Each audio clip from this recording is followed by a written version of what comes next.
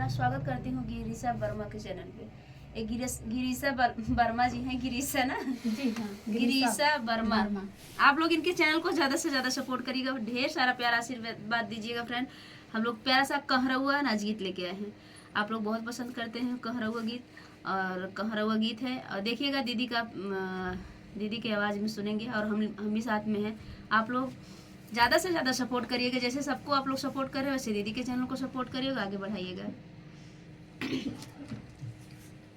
BA पढ़ी के मोर सजनवा बीड़ी पनवा बेचै राम, बीए पढ़ी के मोर सजनवा बीड़ी पनवा बेचै राम। माई बाप ने शादी की ना देख इनकी पढ़ाई ना, माई बाप शादी की ना देख इनकी पढ़ाई ना।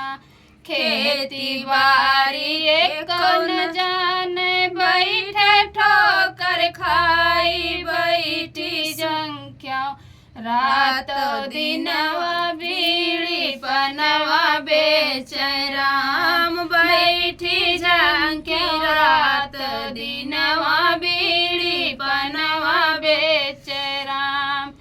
बीए पढ़ी के मोर सजनवा बीड़ी पनवा बेचै राम, बीए पढ़ी के मोर सजनवा बीड़ी पनवा बेचै राम।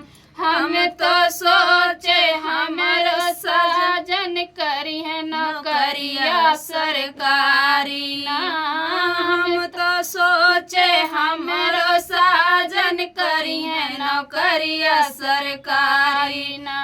उनके संग में हम रही कटब संकट भारी, पड़ी गया गाड़े में परनवा बीड़ी पनवा बेचै राम, पड़ी गए गाड़े में परनवा बीड़ी पनवा बेचै राम। बीए पढ़ी के मोर सजनवा बीड़ी पनवा बेचै राम, बीए पढ़ी के मोर सजनवा बीड़ी पनवा बेचै राम।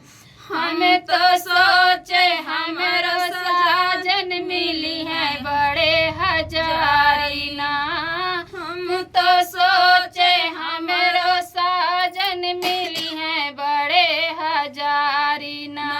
सोनवन के गहना पहिरई है रेशमा की साड़ी, मिट्टी मिल गए मोर सपनवा बीड़ी पनवा बेचै राम, मिट्टी मिल गए मोर सपनवा बीड़ी पनवा बेचै राम। बीए पढ़ी के मोर सजनवा बीड़ी पनवा बेचै राम, बीए पढ़ी के मोर सजनवा बीड़ी पनवा बेचै राम।